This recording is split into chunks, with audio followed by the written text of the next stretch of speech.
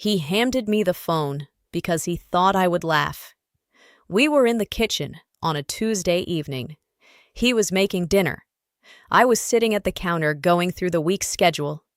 He said, "Babe, look at this. Someone sent me the funniest thing." And he held the phone out without looking up from the stove. I took it. The notification he had meant to show me was at the top. A meme from his college friend. Funny enough. But the screen was still lit, and below the notification was a preview of a message thread. A group chat. The name of the chat was a string of emoji I didn't immediately understand. A house, a heart, a crown. The preview showed the last message. It was from my mother. My mother is not in a group chat with my husband. She is not close with his family. She has never been. I looked at the preview for 1 second. Then I looked at my husband's back. He was stirring something on the stove. He had no idea what he had just handed me. There were 6 years of messages. 6 years. I sat at that kitchen counter, and I read for 11 minutes while my husband cooked dinner. And I understood, in those 11 minutes, why certain things had happened in my marriage that I had never been able to explain. Then I put the phone down. I said, "Dinner smells good." He said, "Almost ready." I said, "I'm going to make a quick call." I walked to the bedroom and I closed the door. And I called the one person I trusted completely to tell me what to do next. This is the story of what was in that chat and what happened after. My name is Mara. I am 37 years old, and I have been married to Daniel for 8 years. I want to tell you about Daniel before I tell you anything else, because he is not the person this story is against, and I think that matters. Daniel is a good man. I mean that without qualification. He is patient in the way that genuinely patient people are patient, a performance.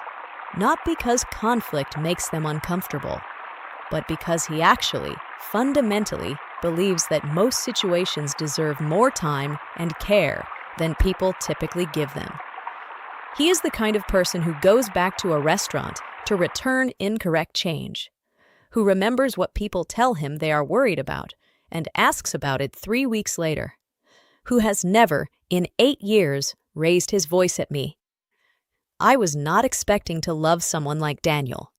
I had grown up in a house where love was demonstrated through intensity, through the specific heat of my mother's attention when you had it, and the specific cold of it when you didn't.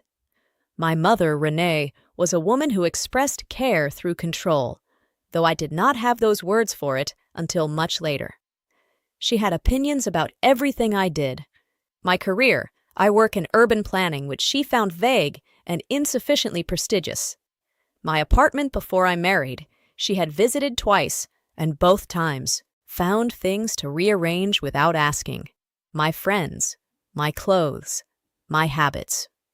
I had spent most of my adult life managing the distance between who I was and who she needed me to be. It was exhausting work, and I had become very good at it.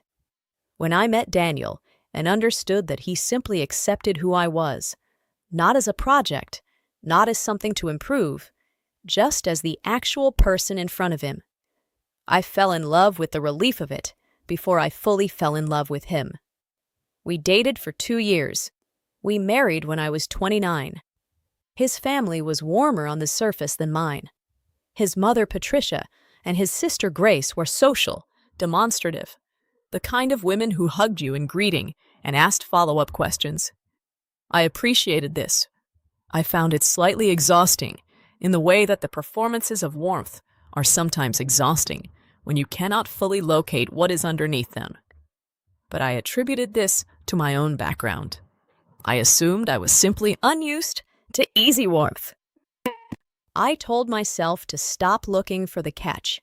My mother attended our wedding, gave a toast that was technically about Daniel and me, but primarily about herself, and told me in the bathroom before the reception that she hoped I understood what I was getting into with his family.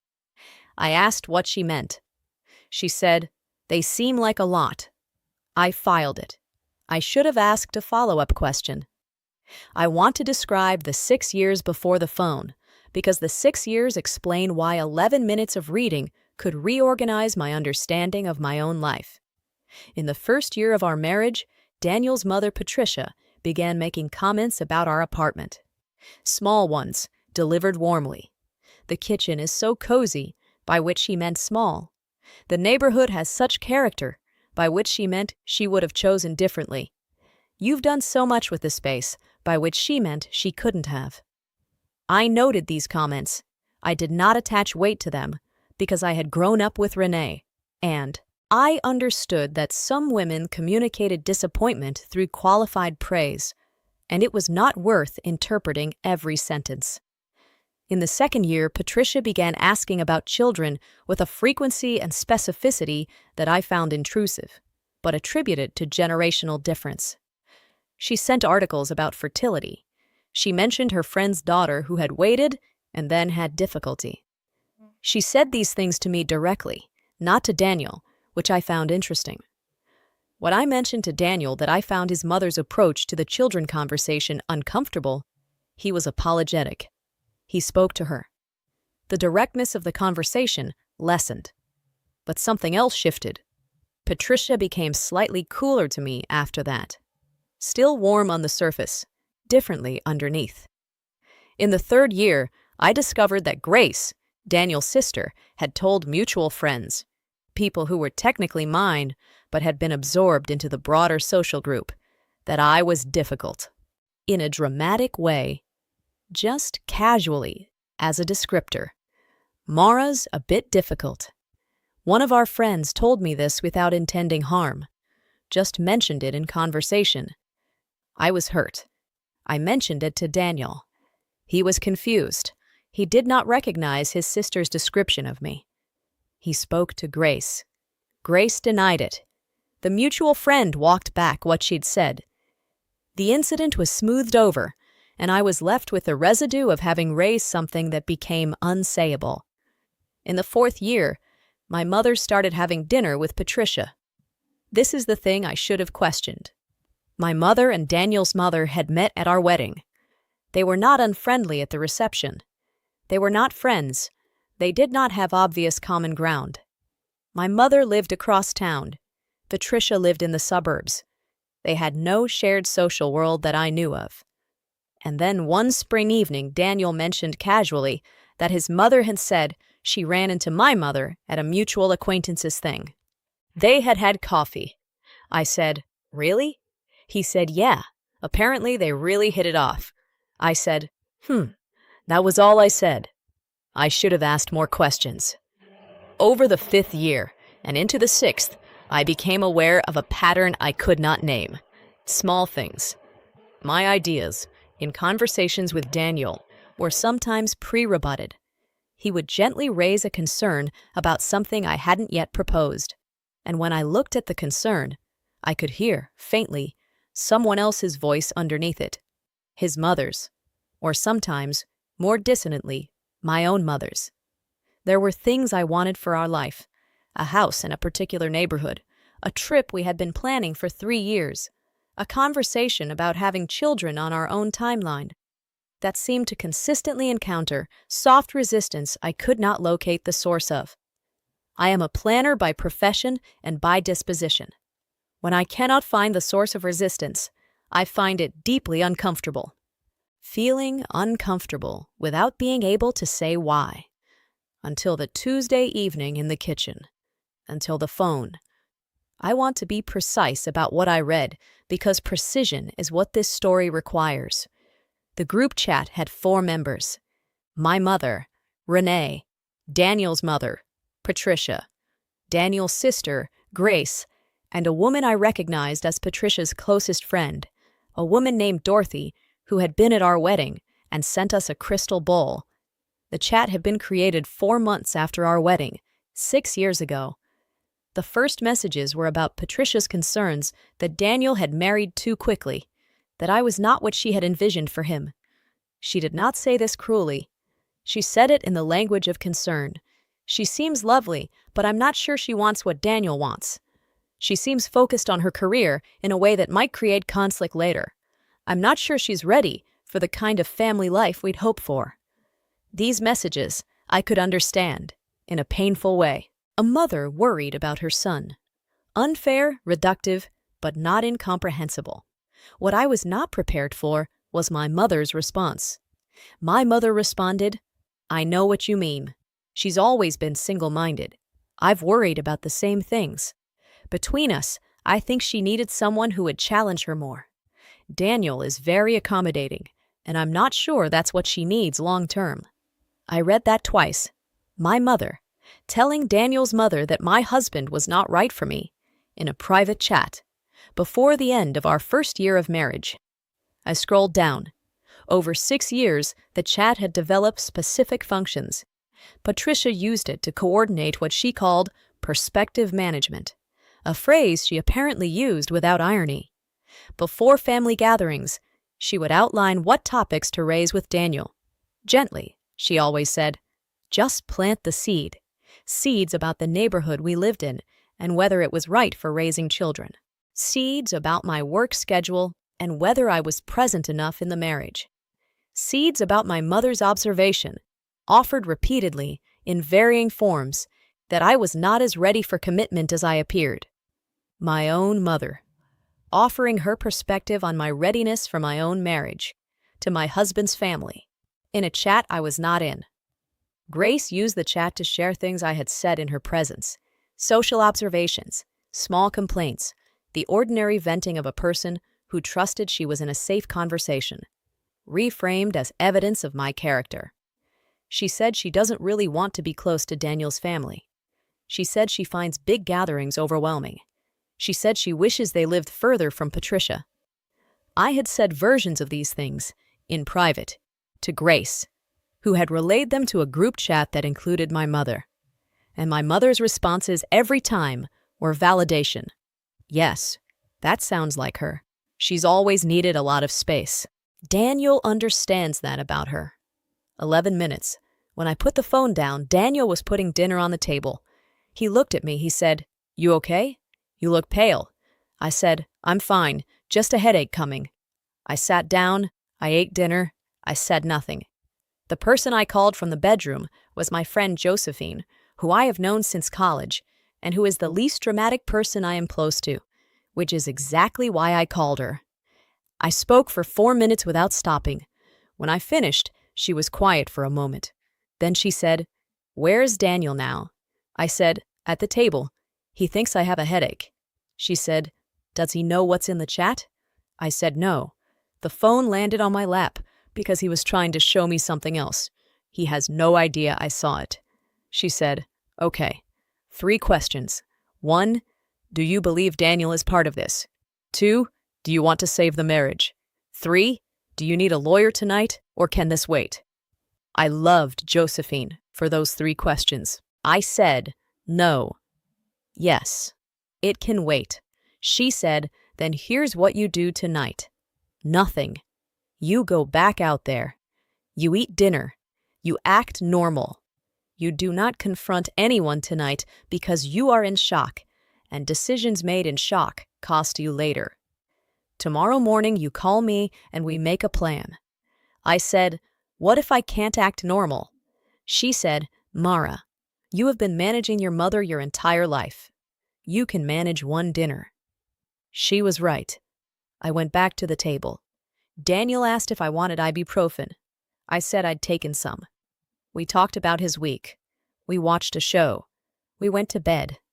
I lay next to my husband in the dark, and I thought about 6 years of messages, and I thought about the seeds, and I thought about every conversation where something had felt slightly off, slightly pre-shaped, and I understood now that the shaping had been real, and I had not imagined it.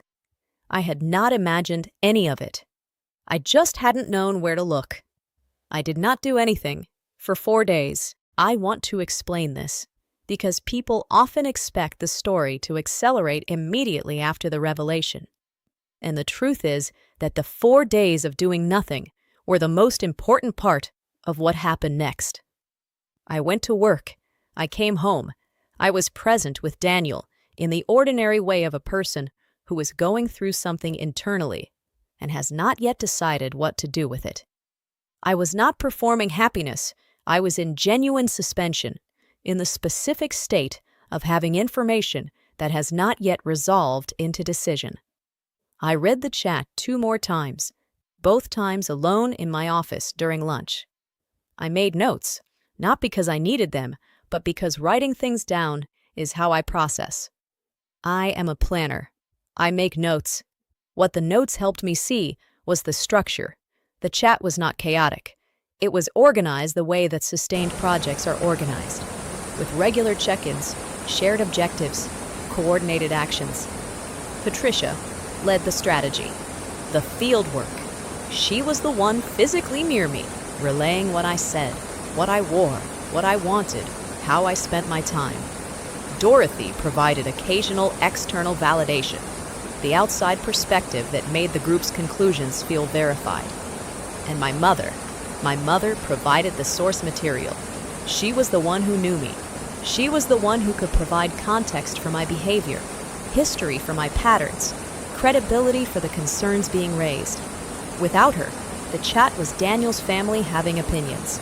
With her, it was a documented case. She had been building a case against my marriage since before the end of our first year. On the 5th day, I told Daniel. I chose the kitchen again. Same counter, same time of evening. He was making coffee. I said, "Daniel, I need to show you something. When you handed me your phone last Tuesday, I saw more than the meme." He turned around. I said, "There's a group chat.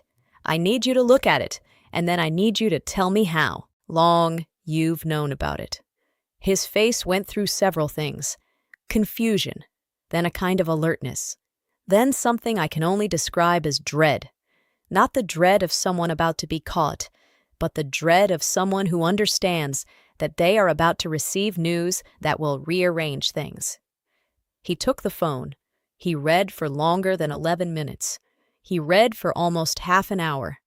When he looked up, his face had the quality of a man who has understood something and cannot un-understand it. He said, "I didn't know." I looked at him. He said, "Mara, I didn't know.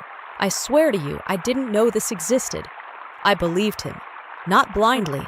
I had spent 5 days watching him, studying him with the particular attention of someone who needed to be sure. And I had not found a single thing that suggested he had been part of it. His confusion at the phone was real. I know my husband's face. He said, "Some of the things they raised with me, I thought they were just family conversations. I thought my mom was worried. I didn't know she was coordinating with your mother. I didn't know any of it was coordinated." I said, "What did you do with the things they raised when they planted the seeds?" He was quiet for a moment. He said, "Some of them I dismissed. Some of them I thought about. I brought some of them to you as my own concerns. I didn't know they weren't." I said, "Which ones?" He said, "The neighborhood, the timeline for kids, whether you are happy with the pace of things." He said, "I thought I was thinking through our marriage." I didn't know I was being managed.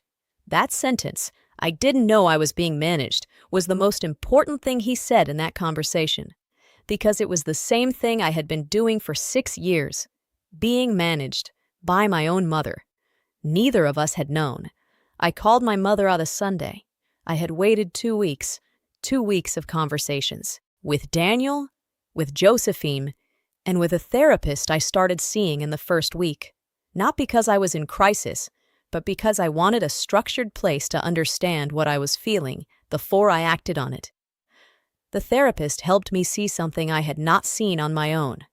She asked, "When you imagine confronting your mother, what do you want the outcome to be?" I said, "I want her to understand what she did." She said, "And do you think she will?" I thought about my mother, about 40 years of knowing her, about the specific architecture of her self-understanding, which left no room for the version of this story where she was the one who had done harm. I said, "No." The therapist said, "Then what do you actually want?" I thought about it. I said, "I want to stop pretending I don't know." She said, "That's a different conversation than the one you were planning to have." She was right. When I called my mother, I did not lead with the chat. I did not perform normalcy either. I said, "Mom, I need to talk to you about something, and I need you to listen completely before you respond." She said, "Of course." I said, "I know about the group chat. I've read it, all of it, 6 years of it." A silence. She said, "What group chat?" I said, "Mom." Another silence. Longer. She said, "I was trying to help your marriage. I want to tell you that this surprised me." It did not surprise me. It was the most Renee sentence she could have said. The complete sincerity of it. She had been trying to help. She had been helping. In her own mind, she had been doing the work of keeping her daughter's marriage intact by ensuring the right people understood the right things about me.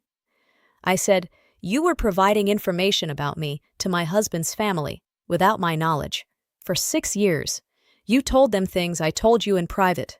You built a picture of me as someone not ready for marriage, in my own marriage."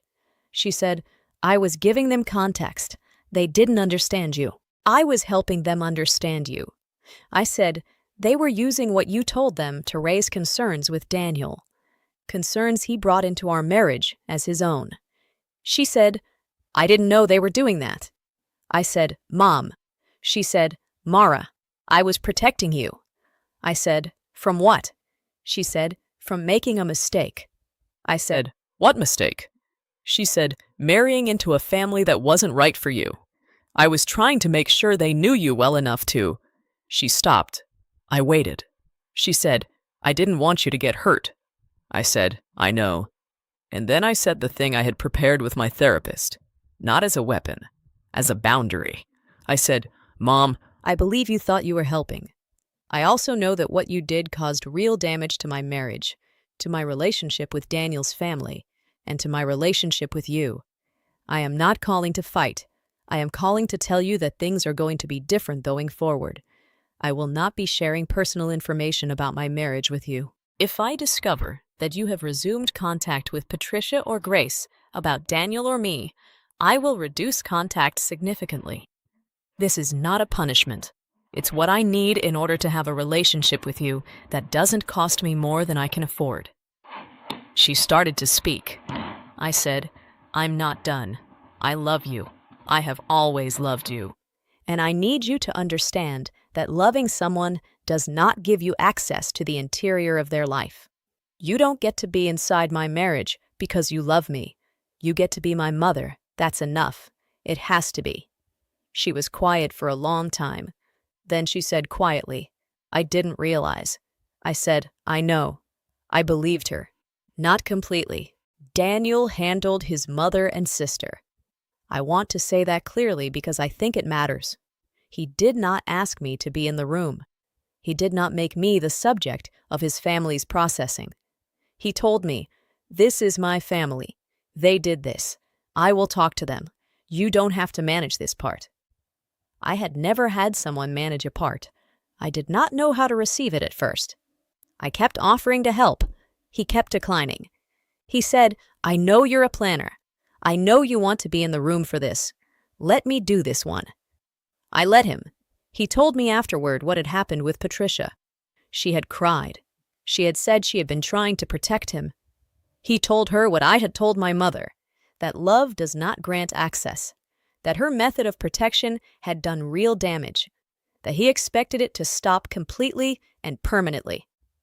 She had said, "I just wanted the best for you." He had said, "Then trust that I know what that is." With Grace it was harder because Grace was Grace. Defensive, where Patricia was emotional. Grace said that she had never thought the information would be used the way it was, that she was just talking to family, that I had always been cold to her, and she had found it hurtful, and the chat had felt like a place to process that. Daniel said, and the correct response to feeling hurt by my wife was to coordinate with her mother to manage her marriage. Grace had no good answer for that. There was a period, several months, where neither Patricia nor Grace was in our home.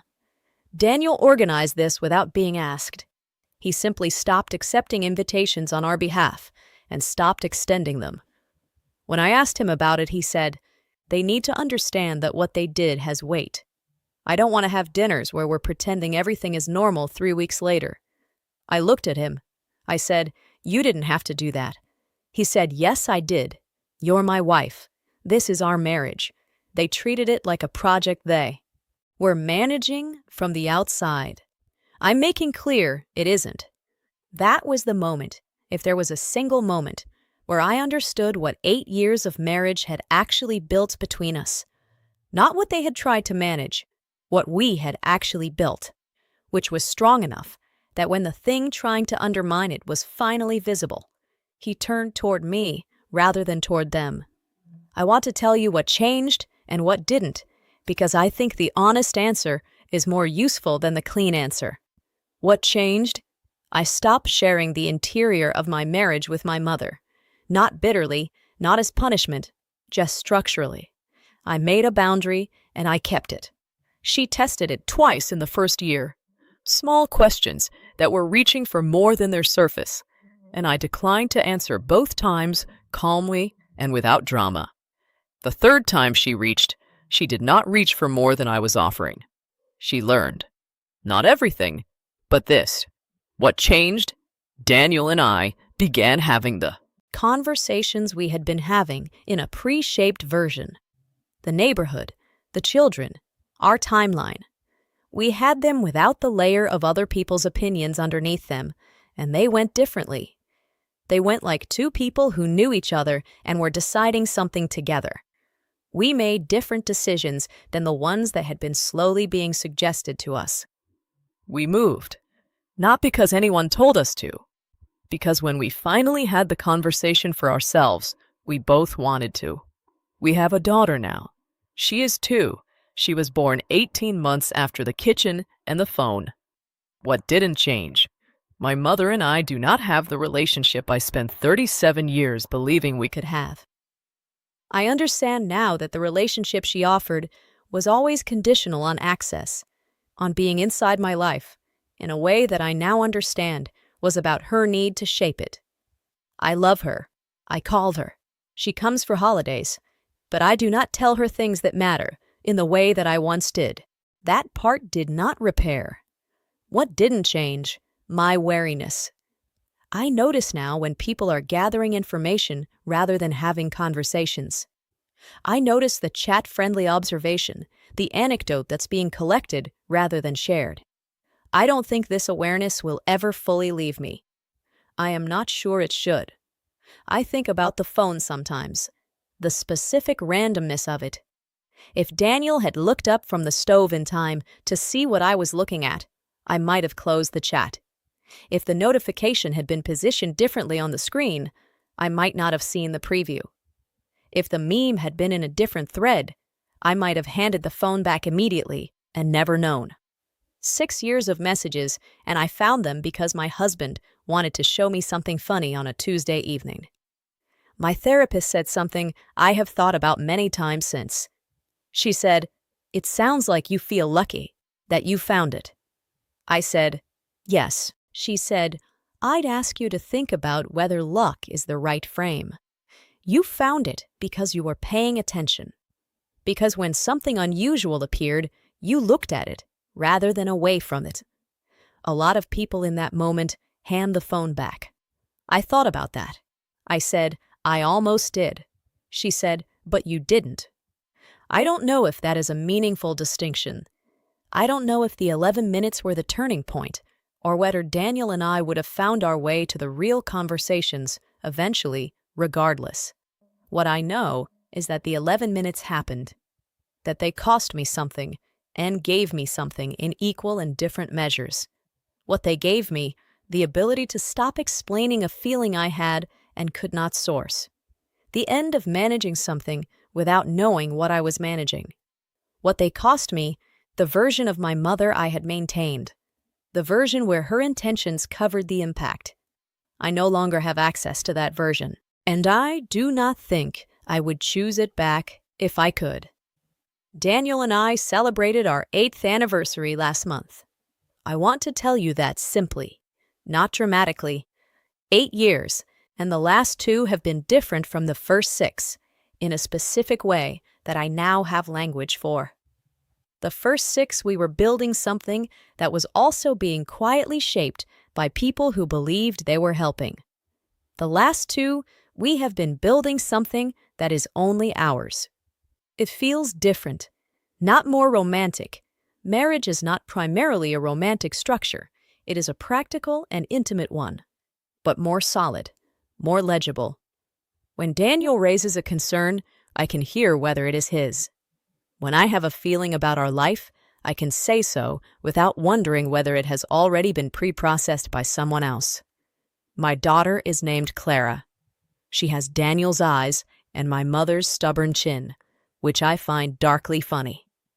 Renee dotes on Clara in the specific way. Some difficult parents become softer grandparents. I allow this with careful boundaries that I maintain without apology. Clara will have a relationship with her grandmother. It will be supervised in the way that I now understand is simply the correct structure. Patricia and Grace came back into our lives slowly and differently. Patricia is quieter with me now. There is something in her manner that I read as chastened, and I accept it without needing to discuss it further. Grace is harder. She and I do not have the warmth we might have had under other circumstances. But we are civil, and occasionally, in small moments, something that approaches genuine. The chat no longer exists. Daniel deleted his copy. I assume Patricia deleted the group. I don't know what my mother did with hers, and I have not asked. I did not need the chat after I read it. I had already taken what I needed from it.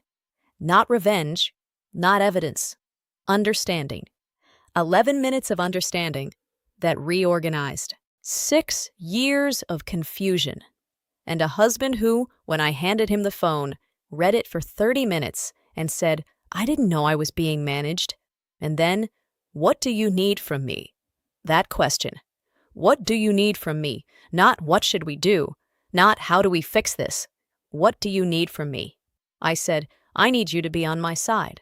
He said, "Mara, I have always been on your side. I just didn't know there were other sides." Now he does. Now we both do. If this story stayed with you, if you have ever felt something was wrong in your life but couldn't find the source, I want you to know that you were probably right. The feeling doesn't lie. The source just sometimes takes time to become visible, and when it does, pay attention. Don't look away. Tell me in the comments what you would have done in that moment. I read every one, and subscribe if you haven't. There are more stories here.